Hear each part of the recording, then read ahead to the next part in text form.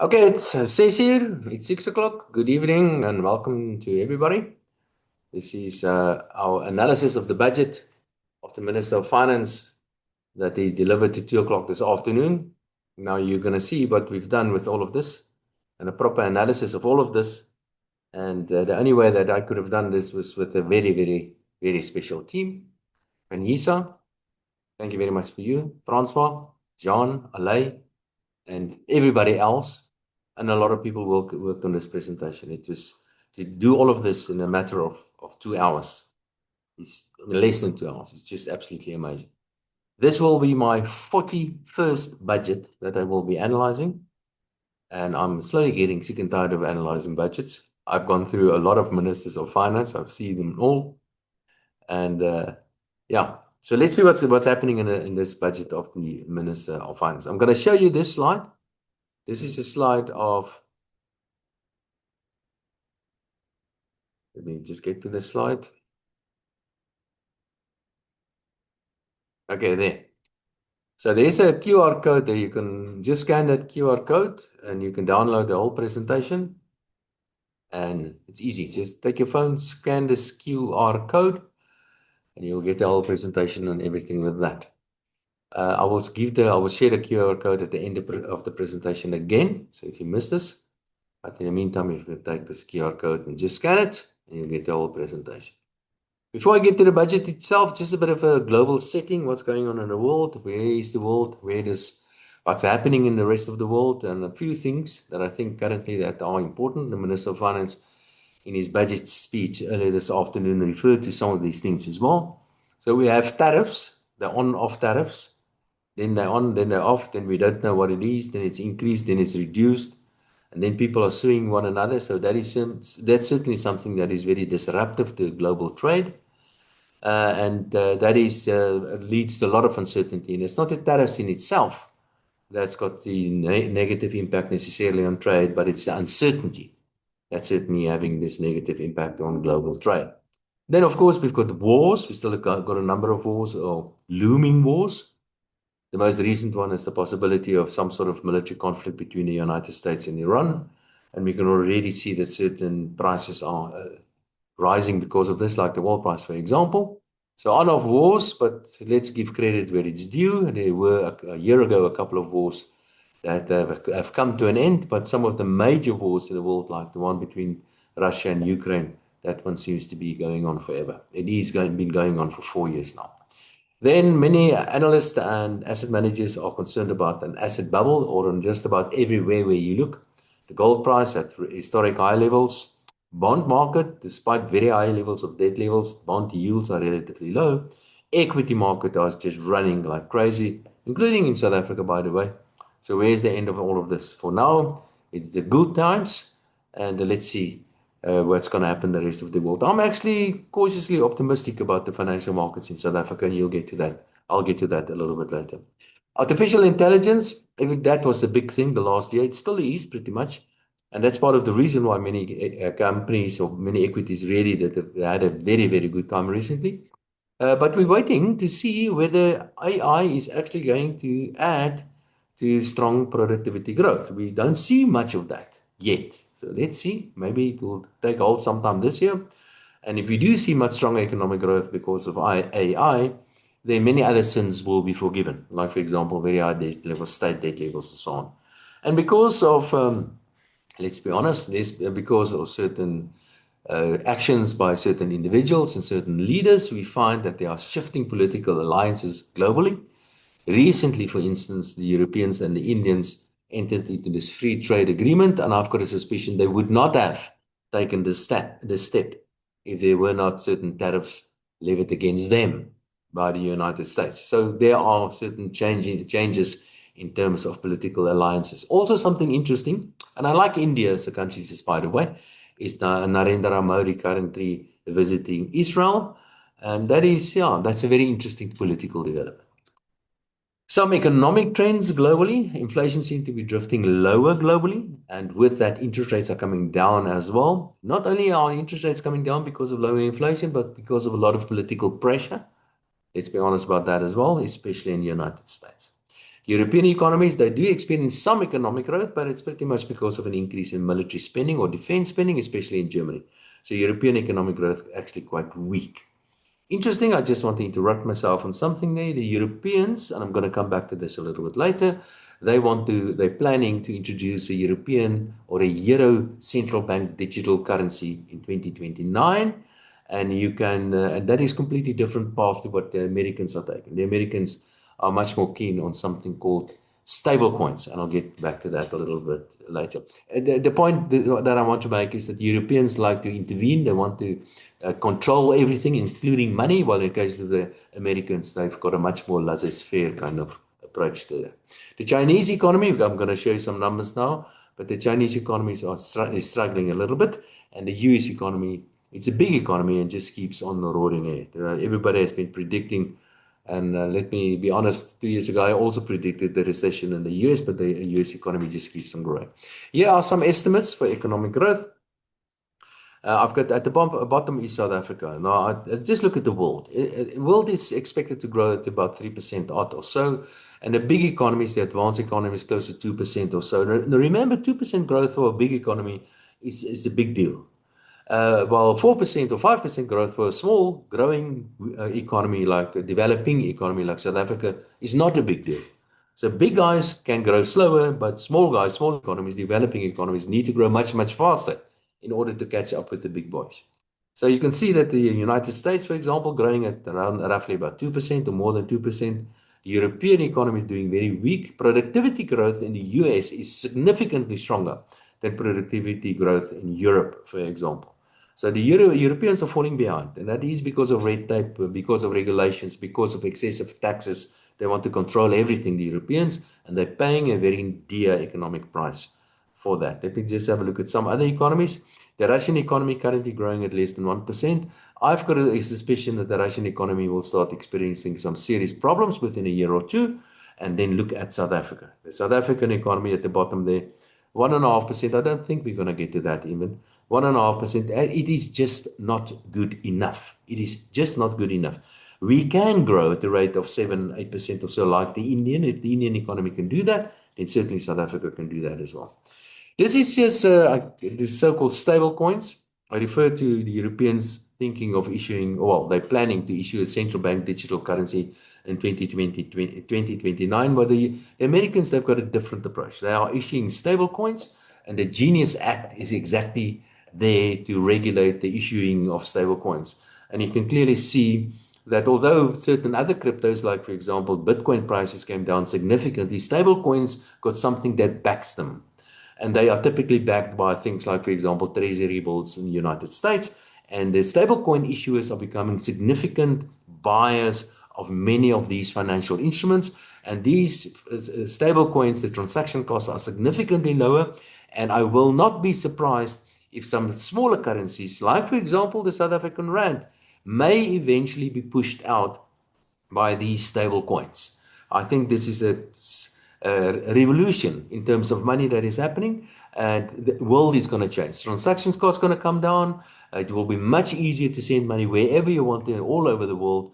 And potentially these stable coins, especially the big ones, like for example, US dollar stable coin, can eventually replace many local currencies like the Rand and the Kwacha and those current currencies. And it makes sense because it's much easier and cheaper to send these currencies around. A couple of things about South Africa, and I'd say it's a case of reality overtaking ideology.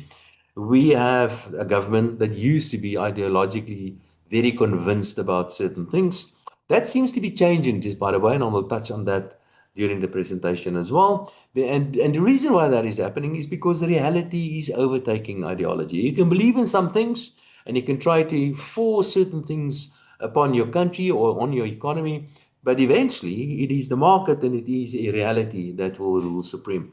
So that's what I call it, the reality overtaking ideology.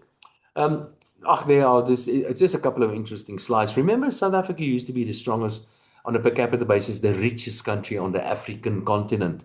Now look at the line number 4, number 5, the second one from the bottom, and you will find South Africa today is the 7th wealthiest. We fell back to number 7, the richest country in Africa today are Seychelles, Mauritius, and Equatorial Guinea, for example, Gabon, Botswana, and Libya. They're all countries richer than South Africa on a per capita basis. We used to be the richest country on the African continent.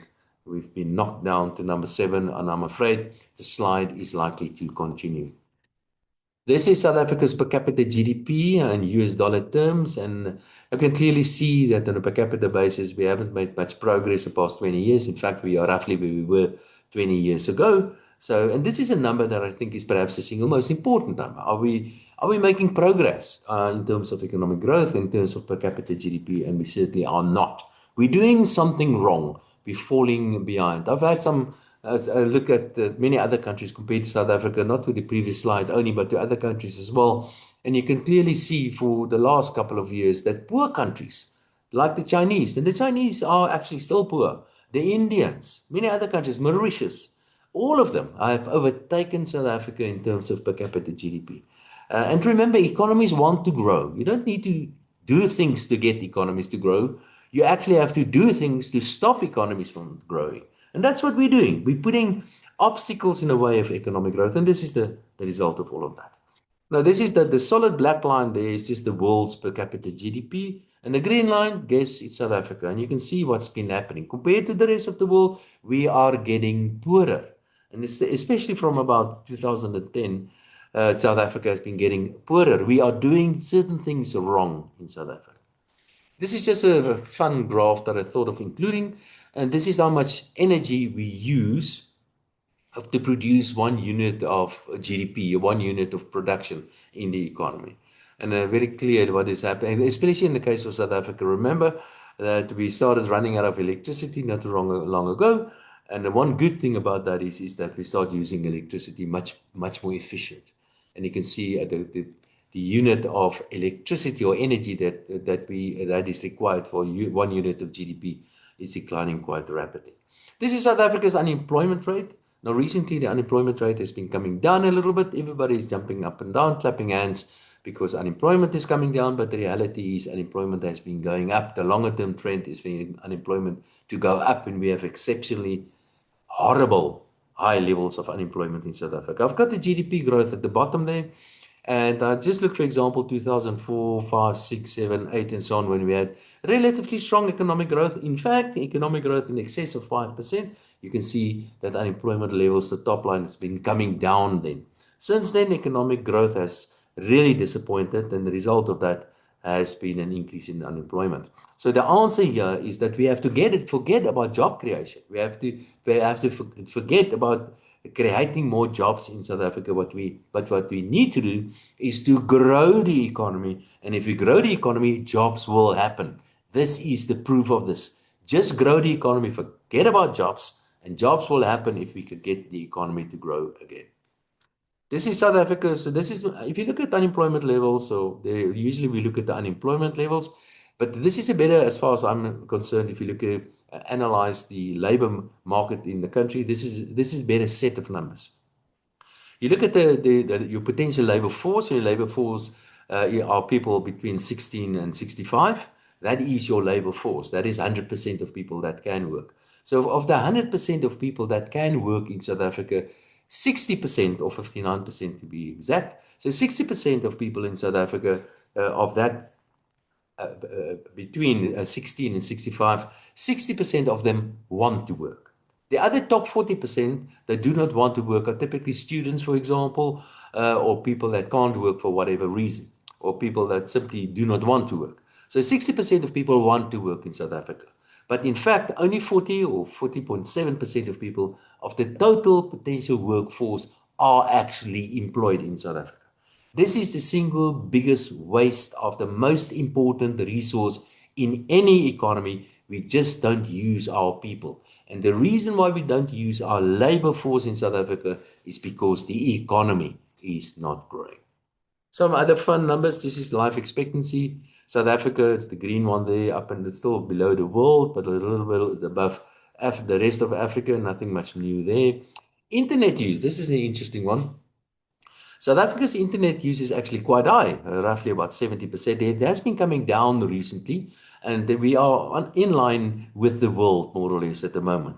but it has been kind of falling recently, while we're well ahead of the rest of Africa. I can tell you one thing, and that is that the rest of Africa is catching up with us, and other emerging economies are catching up with South Africa, and soon South Africa's internet use will be lower than many other countries in the world. We're still relatively high. Now, one way of turn that trend around is to get Elon Musk to roll out Starlink in South Africa. But unfortunately, in order for that to happen, we need to get our politicians to change their silly ideologies and their silly policies. Then we can get Starlink, and then we can get cheap and reliable internet, especially for poor people in the rural areas. But for now, South Africa's internet usage is actually relatively high. South Africans go to school on average more than most other countries in the world, which is a good thing. Unfortunately, and this is a big unfortunate, and I will get to this a little bit later, South Africa's quality of education is not only bad, it's sometimes the worst in the world, and I'll show you just now some of those numbers. This is an index, it's a perception index about corruption in South Africa, and I was actually quite surprised to see this. Corruption in South Africa has been going up, or at least that is the impression, and that is certainly what people think out there. And what I'm actually surprised to see is recently the perception of corruption increase in South Africa got completely out of hand. Why that is so, I don't know. We've got a number of various committees at the moment doing research or doing investigation about police corruption and all sort of other kinds of corruption. So maybe the impression is that there is more corruption because there are more investigations when it comes to corruption. Or maybe we actually do have more corruption. This is a major cancer that is undermining the economy, and we better start acting against, especially our corrupt political leaders, and there seem to be quite a number of them. This is just some crime stats that I have in South Africa. These are murders, 3 periods that we have here. During the 1970s to the early 1990s, the murders, we can say many of them were politically motivated murders. And then the political settlement in South Africa, the early 1990s, murders came down actually. But recently, especially from about 2010, which actually corresponds quite well with economic growth, we've seen an increase in murders in South Africa. And remember, the primary function of the state is to protect me and my stuff. And it doesn't seem to me as if the state is doing a very good job at that.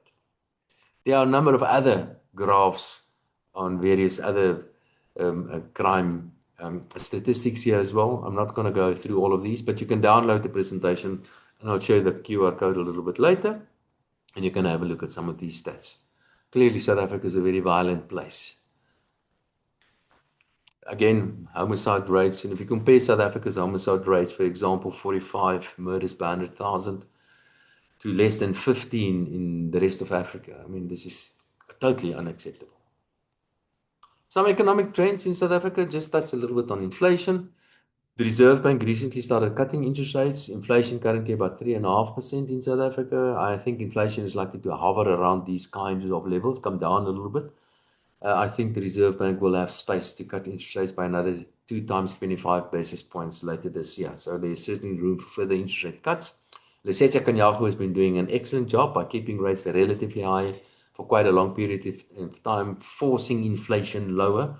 And eventually the Minister of Finance was also forced into reducing the inflation targets. I'll get back to this a little bit later. Now, I am going to look at some of the statistics on the fiscal accounts, and I'm going to refer to things like state debt and so on.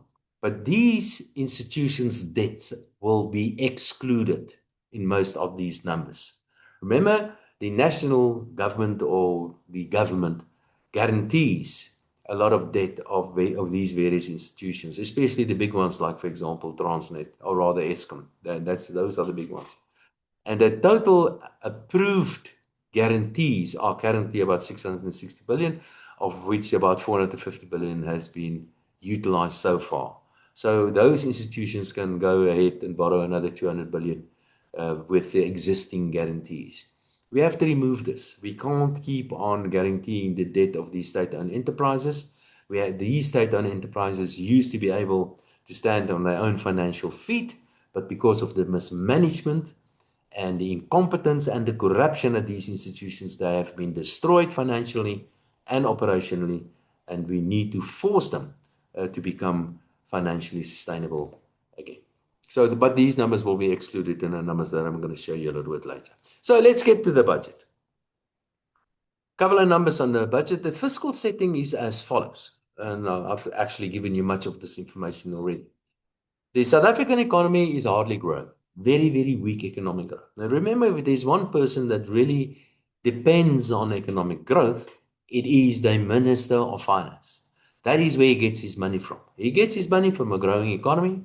If the economy doesn't grow, his tax collections are under pressure. And the only alternative, if he wants to get more money out of the system, is to try to increase taxes. He can't really do that because in many instances, we're over the so-called Laffer curve, where if you increase taxes, you will get less in. And that is the reason why the Minister of Finance has been putting so much pressure on SARS to squeeze every last drop of blood out of this economy. And that is why SARS has been so exceptionally aggressive recently. And in fact, I think they're overdoing that. If you keep on squeezing the taxpayer like this, people are going to emigrate, they're going to leave the country, and people are going to go out of their way to manage the tax affairs in such a manner that they pay less tax. So I'm afraid this is counterproductive quite often. But the basic problem is that the economy is not growing fast enough. We also have seen that expenditure remained relatively high. In recent years, it has been coming down, but the expenditure has been remained relatively high because of huge pressure on the Minister of Finance, while the tax burden simply cannot carry this.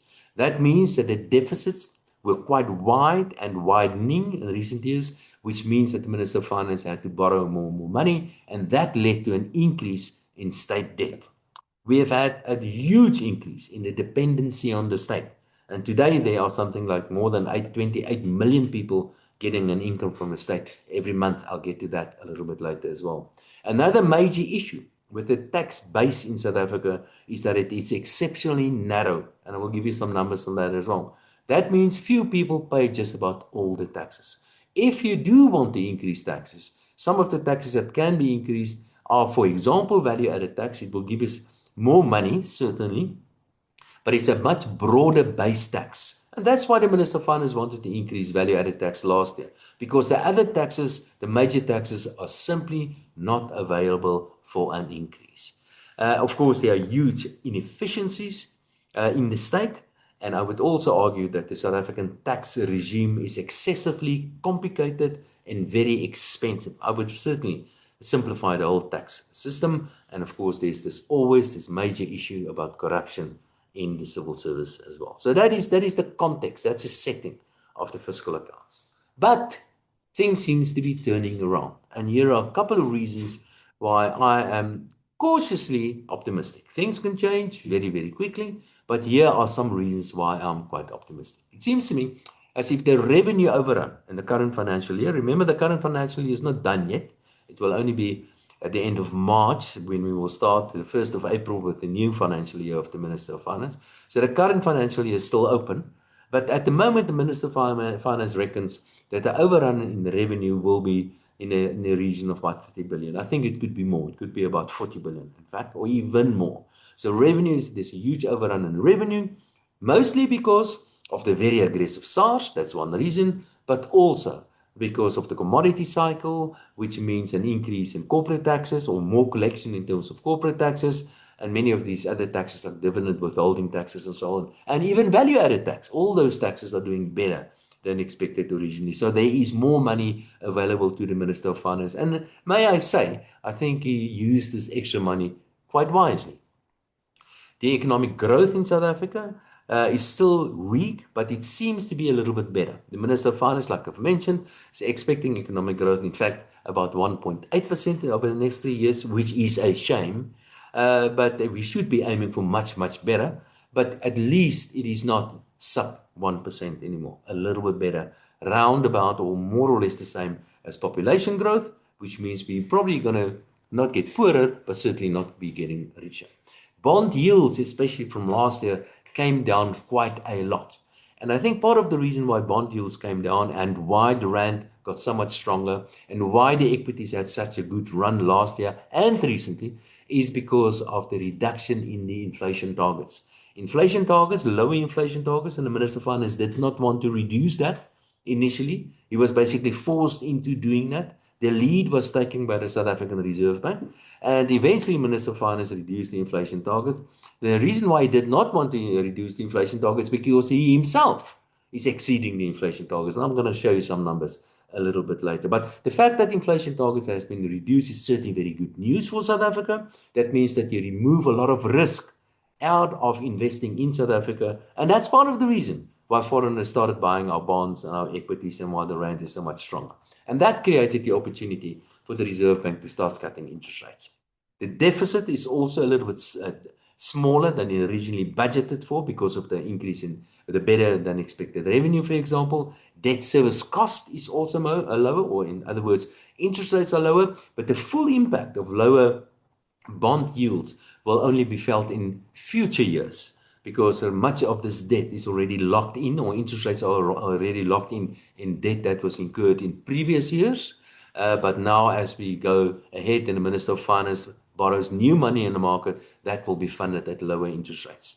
We are also recently been taken off the so-called grey list, which of course is also excellent news for South Africa. We had an upgrade, a rating upgrade, and probably more can follow. And then the inflation targets, I've just referred to the inflation targets, which is a very good development. And that's a policy change, just by the way. So it is possible for this government to change policies. There are many other policies that still need to be changed, but at least there was this policy change. Maybe I can just make a comment about what happened in financial markets the last couple of months or the last year or so. So the rand stronger, the bond yields better, the inflation lower, interest rates lower, equities really rallied. All of that is good news. And that will spill over into the real economy. And that's part of the reason why we see slightly better economic growth. But that's not enough to get this economy to grow. We have to do some other stuff to get more stronger growth in the real economy. And that means that we have to convince investors to start investing in the economy, to start new factories, to start new mines. But with Guedemontage, there certainly not. But start new mines, that's the kind of stuff. And in foreign and local investors don't want to do that yet. They're very happy to invest in the financial markets. We could see these numbers, but they don't want to move to take the next step in investing in the real economy, the thing that really matters. I'll get back to that a little bit later. This is just a summary of three important numbers. The top one is state expenditure or state spending. The bottom one, the blue one, is state revenue or taxes mostly. And the gap between the two is the fiscal deficit, and that needs to be funded. So that is basically a summary of the total finances of the Minister of Finance. A few numbers here. If you look at the revenue numbers, this is as a percentage of GDP. The top left one, you can see state revenue has been going up as a percentage of GDP. Remember what I said about SARS really squeezing this economy. This economy is not growing, it hasn't been growing. And yet, despite that, they are really forcing more money out of this economy, more taxes out of the economy. But the good news is the one on the right-hand side. These are estimates going forward, of course, but you can see the Minister of Finance is planning to cut back on state expenditure. And much of that has to do with a lower interest rate component in total state expenditure. So hopefully that will realize. And then the bottom line is a so-called fiscal deficit or the balance. And that is, as you can see, these are estimates again of the Minister of Finance. And of course, what we have to keep in mind, it really depends what's going to happen to economic growth. This is the expenditure and the revenue and the deficit numbers, but it's all expressed as a percentage of GDP of the economy. And if the economy grows faster than the minister's quite weak expectations, then these numbers could look much better even. So let's see what we can do to get this economy to grow faster. But as usual, and as always, the ANC always succeeds in disappointing me. But there are also some numbers of the Minister of Finance. I'm not going to go through all the numbers. Perhaps a good number to look at is at the bottom, the second one at the bottom. That is the fiscal deficit as a percentage of GDP, 4.5% for 25-26. That is the financial year which we find ourselves today. And then the minister expects fiscal deficit to come down to 4% and 3.5% and 3% eventually over the subsequent years. Again, it depends on what the economy is going to do. I think these numbers are achievable. I think it's possible that we can actually get to these kind of numbers. And it seems to me, unlike previous financial years and budgets, this time now around, I think the minister's estimates are more achievable than in previous budgets of the Minister of Finance. These are also some economic forecasts and expectations in terms of economic growth. Perhaps the second number there is a very important number. I refer to that, and that is the increase in the fixed capital formation or investments in the economy. And that is what we require if we really want this economy to grow. We need much, much stronger growth there. Currently, we invest something like 15% of the economy into new capital or new investments in the economy, and we need to increase that to 25% to even higher. And the rate of increase in fixed capital formation, a rate of 2 or 3% is just not good enough. We have to increase that at 5-6% to really achieve economic growth in the region of about 5-6% as well. So the minister's estimates for economic growth for this year is 1.6%, which is not good enough. Then 1.8% next year, and then 2% the year thereafter. I think these numbers are a little bit optimistic. It's probably going to be 0.1, 0.2% below these numbers. And at least it's moving in the right direction, it's moving up. But these are dismally weak economic growth numbers. This is just the same numbers, but on the graph, economic growth numbers. And those are our estimates for economic growth going forward. Some specific, maybe I can just show you who's paying all the taxes in South Africa. This is personal income taxes. Now let me try to explain what's going on. On the left-hand side, you have a number of personal income taxpayers, the number of taxpayers. On the left-hand side and on the right-hand side is the amount of money that they pay, or everything expressed as percentages. Now, you can see on top there on the left-hand side, 1.8, 1.9, 1.88, 1.9% of total taxpayers. Now, we're talking about 270,000 out of a population of nearly 65 million. 270,000 individuals pay 33% of total tax, personal income taxes of the Minister of Finance. This is the single most important revenue source to the Minister of Finance. Let me repeat that. We're talking about 270,000 individuals that pay a third of total personal income taxes by the Minister of Finance. And then 15% of the total personal income taxpayers, 15%, pay 80% of total personal income tax. I mentioned that the tax burden in South Africa, tax base, is very, very narrow. This very, very clearly illustrates this. We cannot increase taxes on those top income earners or top taxpayers anymore, because each one of those taxpayers that leave the country, and believe me, many of them do, we lose them as a taxpayer, and we lose the revenue that we can get from those people that are usually productive and contribute a lot to the economy and, of course, to the tax base. And, of course, they are the people employing people. This is a similar kind of graph. On the left-hand side, you have the number of companies in South Africa. On the right-hand side, the number of companies that do the actual paying. And I want to make a broad statement that companies do not pay taxes in South Africa, except for a small number of companies. In case of South Africa, we have 1,200 companies that pay 66% of all corporate income taxes. The tax rate in South Africa, corporate taxes, are far too high. We need to reduce that because the companies, in fact, do not pay taxes. They shift their total tax burden down to individuals in any event. So this is something that we need to address. We need to reduce corporate taxes, and we need to reduce this quite aggressively. And hopefully, this will get much more attention in budgets going forward. Our corporate tax rates are far too high in South Africa.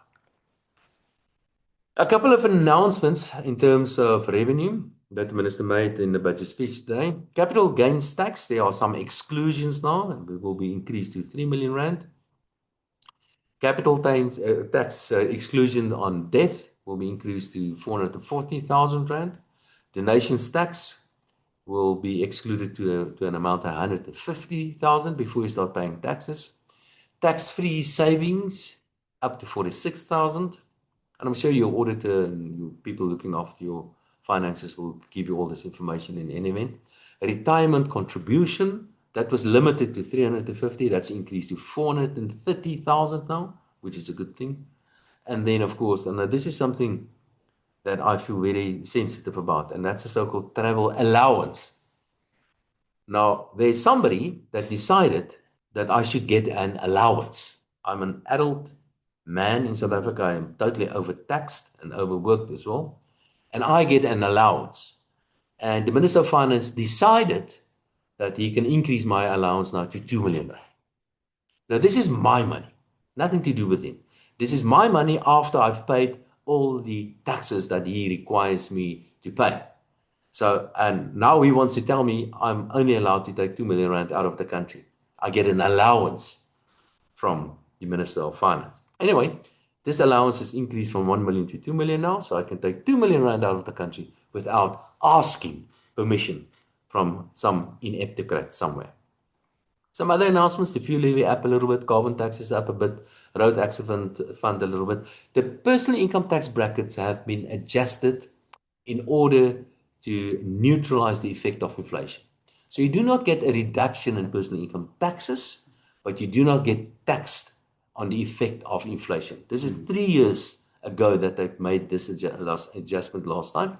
So this is a high time something like this happens. I thought this is going to happen. It's a good thing. In fact, we should adjust personal income taxes in future budgets as well to actually give relief to the personal income taxpayer. They are paying nearly 40% of total taxes to the Minister of Finance. Then the Minister of Finance last year told us there will be certain taxes that will be increased to the tune of about 20 billion in the current budget, this one that you read today, and he decided to scrap that.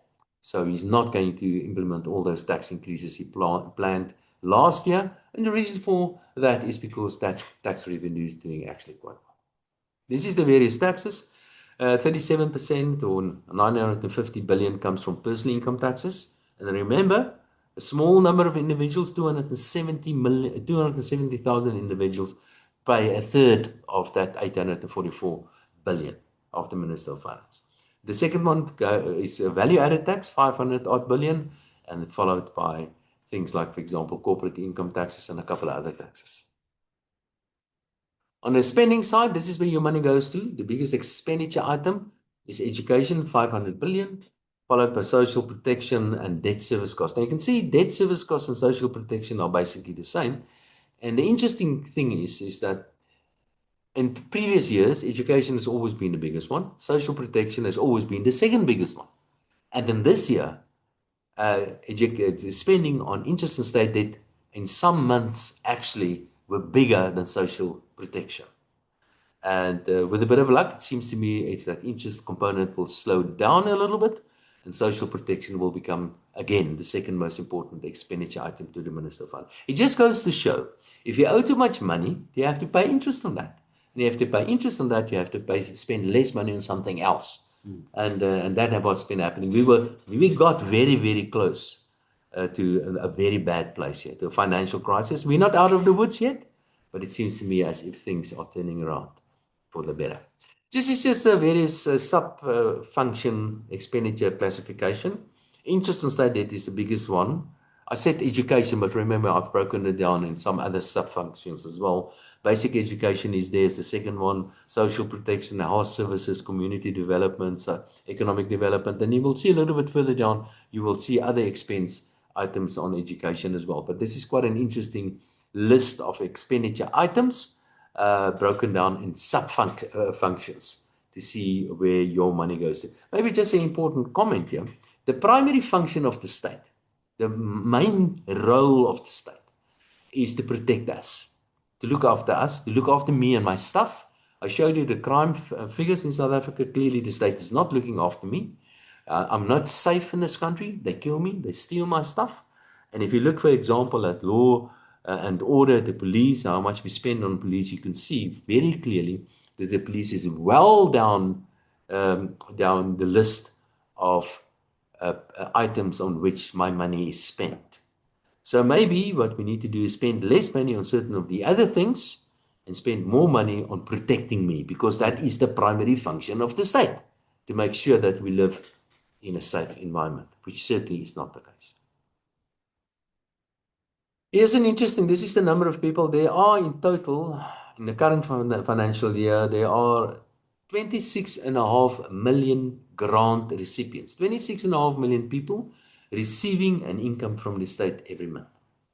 Of those 26.5 million, 12 million and 12.5 million of them are children, child support grant. The old age grant, 4.3 million.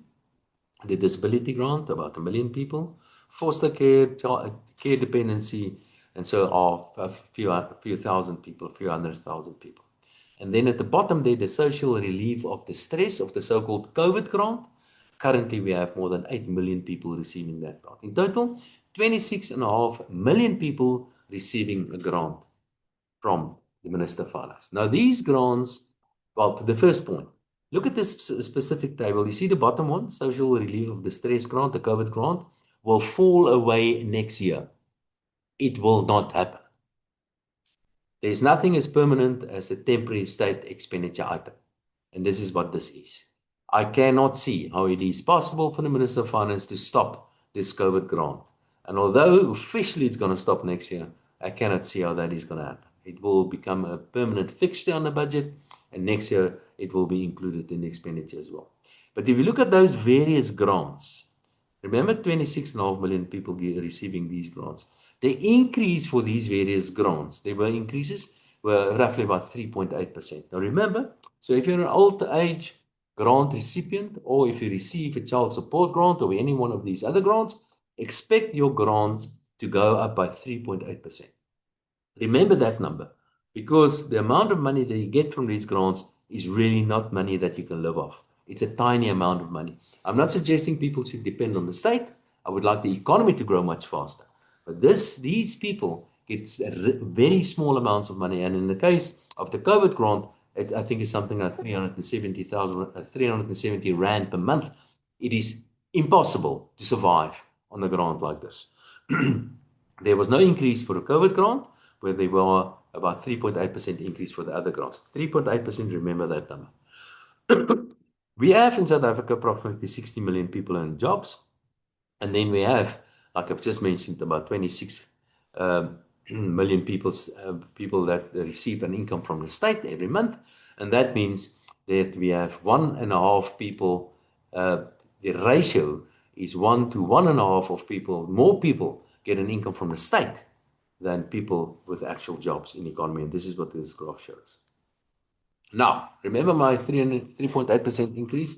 I want to show you some numbers. And if you don't get angry at this, then I don't know. There are 1.2 million civil servants, and I exclude the state-owned enterprises, and I exclude the local authorities. If you include them, then we get close to about 2 million. But let's look at the numbers that the Minister of Finance is directly responsible for. So there are approximately 1.2 million civil servants in South Africa. Now, yeah, there are some, you can go through these graphs to see where they work and how much money is being spent on these various departments and so on. But there's a little number in the middle there that you can see average percentage growth over the medium-term expenditure framework. Now, that is for the next 3 years. The Minister of Finance plans to increase the civil servants' wages or the wage bill by 4.4% on average over the next couple of years, next 3 years. Compare that to the 3.8% increase that was given to the grant recipients. Now, let me show you some numbers that we've calculated today. We have a population of 6.3 million people in South Africa, or more or less there. Civil servants are about 1.2 million civil servants in South Africa. Civil servants are 1.9% of the 63 million people in the country. Their wage bill as a percentage of the economy is 10.5%. They take 10.5% in the form of wages that we pay to the civil servants. That means the average civil servant is remunerated to the tune of close to 700,000 Rand per year, which is close to 60,000 Rand per month, compared to 370 Rand for one of these COVID grant recipients. So the medium-term expenditure framework tells us civil servant salaries will increase by 4.4% over the next 3 years. And this is why the Minister of Finance didn't want to reduce the inflation targets, because then he must also keep a check and keep a lid on his own expenditure. But of course, the pressure from the civil servants is so high, they are already overpaid. over-remunerated. In many instances, civil servants are underworked in South Africa. Let's be honest about this. And this is the real state capture. We have been captured by 1.2 million civil servants that are overpaid, completely overpaid, and this is the calculation, about 10.5% of GDP goes to 1.2% or 1.2 million people in the economy, less than 2% of the population in South Africa. We cannot afford this. Of course, I want those civil servants to be well remunerated. But civil servants telling me that they should be remunerated the same as the private sector, for example, completely miss the plot here. Because in the case of the private sector workers always run the risk that they can lose their jobs because the business can go under. But the state will never go under because they simply increase taxes. Civil servants must be paid less than the private sector workers. And in the case of South Africa, they are hopelessly over remunerated, especially if you look at the quality of our civil servants. I must be fair, there are many civil servants that are doing their job, that are probably overworked and under remunerated in South Africa, without a doubt. But the reality is, if you look at the quality of the civil service in South Africa, we are paying a lot of money for really, really bad service. There has been some improvement, I must also add, in some cases. Okay, this is just a fiscal deficit. This is the big number that everybody will be keeping an eye on. If you look at this fiscal deficit and you believe that, then I think chances are quite good that we could see another upgrade. The Minister of Finance made some announcements on a so-called fiscal anchor. A fiscal anchor basically is some kind of rule to prevent debt levels to get out of hand again. Now, that rule can be anything. It can, for example, be, and the Americans, for example, they've got a debt ceiling, and that's their fiscal rule or fiscal anchor, but they keep on increasing the ceiling. So that could be a fiscal rule for South Africa, a debt ceiling. What I would prefer to have as a fiscal anchor in South Africa is a balanced budget over, say, a rolling period of, say, 3 years. That would be my suggestion. So if you run a fiscal deficit one year, you have to run a fiscal surplus in the other year until you bring your debt levels down to an X percentage of the GDP. We can talk about that. But my fiscal rule I would prefer to have is a fiscal deficit, fiscal anchor. And then the current financial year, like I've mentioned, fiscal deficit 4.5, coming down to 4% next year, which I think is achievable. And then the debt to GDP ratio also probably reaching a peak this year and coming down next year. And I think that is also achievable. Perhaps not as good as the Minister of Finance is envisaging in his budget speech or in the budget estimates, but these kind of numbers are at least moving in the right direction. This is a bit of a graph that what I wanted to show with this one specifically is the bottom one. And this is who fund the deficit of the minister, all this debt. And there are various players that fund that. For example, you get insurers and pension funds and banks and so on in South Africa, but you get foreigners that buy South African bonds as well. And that red line at the bottom, that is the percentage of South African bonds that are held by foreign investors.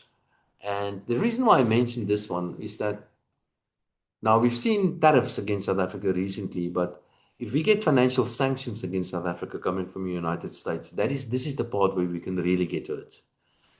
If the Americans should decide, for example, I'm just mentioning this as a possibility, not a likelihood, but a possibility, then if they stop funding our debt and start selling our bonds, for example, that can really, really hurt. It will be much worse than the tariffs that are currently experiencing. This is the foreigners, but recently what has been happening, foreigners has been buying more of our bonds. I showed you what happened on financial markets recently because of some silver linings, things like getting off the grey list and low inflation targets, better fiscal accounts numbers and stuff like that. But recently the foreigners have been starting to buy our bonds, which is a very good thing. South Africa is becoming more attractive. This is the debt to GDP outlook of the Minister of Finance. And as you can see, he expects the deficit or the debt to GDP to go up a little bit again this year and then to come down quite sharply. Now, I do not believe this, but I do believe that we've reached a turning point. So I do think that the debt to GDP ratio will start looking better from next year and then 2 years from now going on forward. I don't think it's going to fall as sharply as the Minister of Finance is indicating here, but I do think it is possible for that to come down. This is debt servicing cost, an interest component. and a similar sort of number. I think that will start coming down, not as sharply as the Minister of Finance reckons, but I think it can certainly happen as well. These are just a couple of numbers that I think are important to still be aware of. We are not out of the woods yet. The fiscal accounts are still in deep trouble. We need to do a lot of things to fix that. I think with a bit of luck, we could have reached a turning point, like I've mentioned, but we still pay 430 billion by way of interest per year. That's a lot of money. We pay 13, nearly 14,000 rand per second on interest on outstanding debt. Each one of you owe more than 100,000 rand more than what you think you owe, because that is the per capita debt that the Minister of Finance incurred on your behalf. Debt that you will repay with time. We've seen one upgrade by Standard & Poor's, which is an interesting one. They are usually the tough guys, Standard & Poor's. They've improved. We're still junk, by the way. But we need, in the case of Standard & Poor's and, of course, in Moody's also, another upgrade, and we get close to investment grade again. And if these trends continue, then it's certainly possible that we can see further upgrades within the next couple of months or the next year or 2, 3 in South Africa. And that in itself will be very good, because that will be positive for bond yields as well.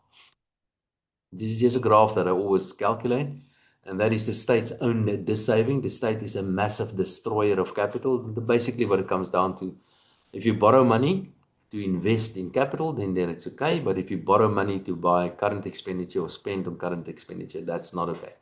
And the total amount that the state basically destroys is close to about 1.5% of GDP. It's more than 100 billion rand that the state destroys because they borrow long-term money to spend on short-term current expenditure. Just a few other things. We will get a fiscal anchor of some sorts, which is a good thing. Just adhere to that, whatever you decide it is going to be. The minister announced that you are allowed to have 100,000 rand in notes in your possession now. So for up from 25,000, you can move up to 100,000. You can put 100,000 rands of notes in your pocket and get on the plane, for example. We're off the grey list, a good thing. Lower inflation targets, brilliant, very, very good thing that happened. But more is required. Now remember what I said, the financial markets did quite well. Some of that will spill over into the real economy. But now we need to take the next step. We listen to the Minister of Finance. He's making a big thing about private sector participation. The President, in his State of the Nation speech, also mentioned private sector participation.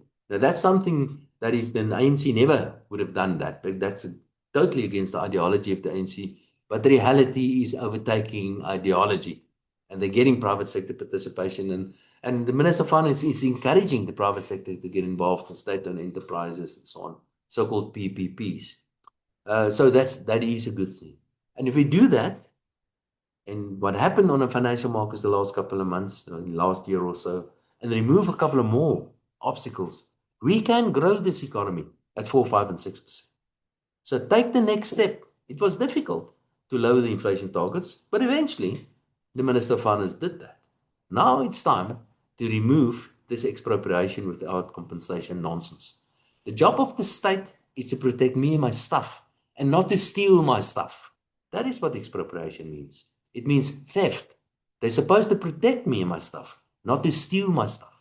Remove that from the statute books. We don't need a law like that. The NHI is not going to happen. The Minister of Finance didn't give money to the NHI. Say that officially. Say it is not going to happen. We can't afford that. We're going to use the private sector. We're going to fix the horrible service that we do get from the state in the form of health services from the state. But the NHI, the way that they envisage it to be, is not going to happen. BEE, get rid of that. We do not have BEE in South Africa. If we really had BEE, we will make sure that our black kids get world-class educations and skill development. We make sure that our black people live in a safe environment. We make sure that our black people get proper water and electricity and a clean pavement from the local authorities. That is real empowerment. Not to give a couple of cronies an inside opportunity to get these juicy contracts, and a few individuals get filthy rich. We need to empower our black people, and for that I am absolutely in favor of real black economic empowerment, and not this crony protection and crony empowerment that we have in South Africa. We must fix the local authorities. they are a mess. We will have local authority elections later this year or early next year. And I think a lot will change there and for the good. We need to fix politics in South Africa before we can fix the economy. And in the state-owned enterprises, there are signs of improvement. In the case of Eskom, there's certainly signs of improvement. In the case of Transnet, without a doubt, signs of improvement. Michelle Phillips is doing an excellent job. The more private sector participation in the harbors, for example, and the railroads and things like that. So there are signs of improvements as well, but more can be done. Unfortunately, I must say, the president prevented Eskom from sneaking in Eskom holding on to the transmission company as well recently. So fortunately, the president stopped that and make sure that Eskom is going to be broken up into smaller pieces, which is a good thing. A last graph that we always do, and just to calculate this, is in the way through which we do this, calculate where the rand is supposed to be. Currently, the rand, in fact, exactly in the middle to where we say it's supposed to be. Currently at about 15.80 or so to the US dollar. The rand and the financial markets actually reacted quite positive to the budget today, and that's exactly where we reckon the rand should be. So the rand is pretty much fairly well valued where it is at the moment. Thank you very much to all of you for listening to this presentation. I'm going to show you that QR code again. If there are any questions, Francois, you're going to tell me if there are any questions, and I'll try to answer those. And here is the QR code again. You can download that, and you can go through the presentation all over again. Francois, any questions? First question is about GDP growth. Getting rid of the ANC, can that help? Yeah. Getting rid of the ANC, will that help? The answer is yes, it will help. I think the ANC's ideology is wrong. There seems to be a change of heart. I must maybe let me be fair, yeah? Private sector participation and what we've seen recently, an improvement in the management of certain things like the SOEs and so on. But the ideology of the ANC is an ideology of socialism, of communism. The ANC's policies flow from that, and the policies are wrong. Expropriation. And of course, cadre deployment, or another word for cadre deployment, quite often is just incompetence and corruption, those sort of things. So if we can get, and it's difficult for me to see how the ANC is really going to change. Will they change their ideology and their policies and cadre deployment, that sort? They've had 30 years to do that. They messed up big time. So yeah, if you ask me, getting rid of the ANC is a good first step. I think there's, maybe you can just repeat my question. They say they can't hear it. There's another question in terms of GDP. There's a lot of questions on GDP and what needs to happen to increase GDP to that 4-5% rate. Yeah. So the question again is what can be done to get this economy to grow? And I can give you a long list of economic things. I'll get to that just now. But perhaps the first thing that we need to do is we have to get confidence back in South Africa. And one way of doing that is just to tackle something as South Africans, something that is very bad in South Africa, and something that's easy to fix. And that something is to clean the place up. The place is dirty. It's filthy. Clean the place up. Nobody wants to live in this filthy, horribly dirty place. So that is just to let us feel a little bit better. But to grow the economy, things that we need to do, get rid of policies that are standing in the way of economic growth. And these are things, and I've got the list of them here, and I can go back to the list. Here they are: expropriation, NHI, BER, BEE, local authorities what we need to fix, state-owned enterprises. We just fix these sort of things, get rid of these sort of things, or fix these sort of things in the economy. In other words, get a good government. That's what we need. A good government, and this economy certainly can grow much faster. Your opinion on Patrice Motsepe becoming the new president? That's an interesting one. I recently heard that there are, and he says he's not interested in becoming president. I must say, I think if he becomes the president of the ANC and the president of South Africa, that is probably the single best move that the ANC can make, and that's to get him to become the president of the ANC and of South Africa. So yeah, if that should happen. If you look at the other potential candidates, guys like Paul Masachile, Fikile Mbalula, even Gwede Mantashe, whoa. No, those are candidates that I just do not have any confidence in. But Patrice Motsepe, that's a completely different story. Question on VAT for the small companies. Might they not deregister now? And what's the implications of something like that? Yeah, small. So it's increased to 2.3 million rand now before you need to register for VAT. I do not know what the technicalities is behind that, but I've got a suspicion is that you can simply deregister from that now if you fall below that specific threshold. So that's a good move. It makes life much easier for smaller companies. Asset bubbles, but what about the commodity prices? Asset bubbles, what about commodity prices? Well, asset bubbles, we saw what's been happening on equity prices the last couple of months. Well, in fact, the last couple of years, they are really, really expensive if you can measure them just about against anything. Maybe the artificial intelligence cycle will start really pushing up the revenue and the profitabilities of those various companies and economic growth, broadly speaking, and maybe the valuations are not that expensive. So the jury is still out on equity prices, but I feel a little bit uncomfortable about equity prices. The other commodity prices, well, there are two different kinds of commodities. You get commodities that you can actually use and commodities that you can't really use. And the really used part of commodities is typically gold. But gold is a mixture between a currency or a money and a commodity. And the gold price recently rallied, as we all know, to where it is more than $5,000 an ounce now. And if you look at the central, and trying to answer that question, first of all, I think try to answer the question, why is gold price so high?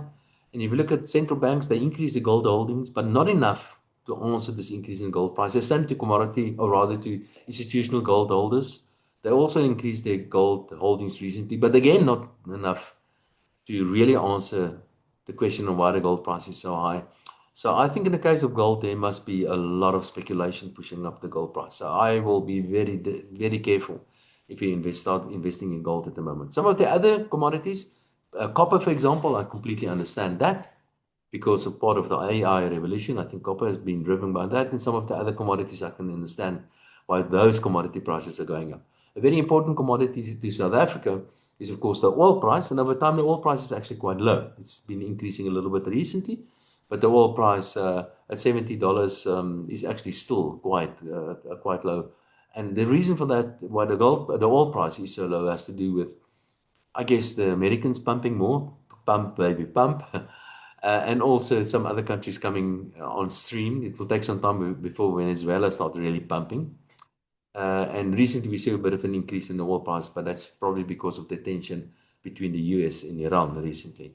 So that is an example of a commodity price actually coming down over time, or it is relatively low. The other commodities, I think they are, in some cases, perhaps a little bit on the expensive side, but I can understand that. Gold is, as far as I'm concerned, a bit of an outlier, and perhaps too high where it is at the moment.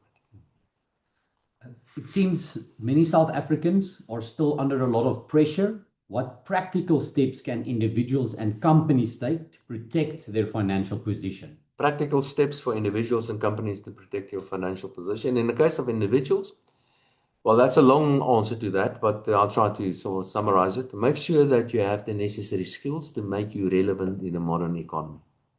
Skills, not necessarily education. I'm not saying not get educated. I'm just saying make sure that you get educated in something that also comes with certain skills. That's why a matric in South Africa is a piece of qualification, but it's not necessarily skills coming with your matric qualification in South Africa. So skills, so that's for young individuals. Make sure you have the skills. And then a couple of normal stuff. If you have a job, make sure you keep your job. If you want to raise, make sure that you increase your productivity with that as well. So those are the kind of stuff that you need to do as an individual. Make sure you've got a proper budget. Make sure you've got a financial advisor helping you with that. Make sure you try to save for a rainy day. Those are the kind of things that you need to do. And of course, teach your kids the same sort of values. In the case of a company, the primary job of a company is to make money for its shareholders. That's your job. And the first thing that you must do as a company is to make sure your company survives. Your job is not to create jobs. Your job in the first instance is to survive. So run your company as best as you possibly can and try to be as profitable as you possibly can and try to make as much money for your shareholders as you possibly can and look for those opportunities. And there are always opportunities out there, and utilize and use those opportunities to run a profitable business that can survive under very difficult circumstances. Are we done?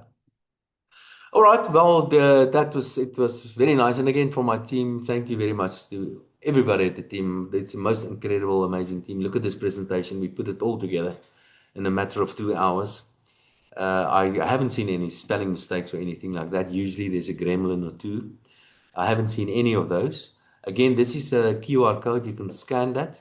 My final impressions on the budget is that it is, I would say, a positive budget. I'm quite happy with the budget. I think we've reached a turning point. We're not out of the woods yet. There's a lot of hard work ahead of us, but we need to take this next and very important step to get this economy to grow, and it can happen if we only really do what needs to happen. So the problem in South Africa is not economics, it is politics. Thank you all for listening to this podcast. Baie dankie aan julle almal. En ja, ek dink dis is nou tyd vir my span en myself om 'n vinnige biertjie te gaan drink. Lekker aand vir almal.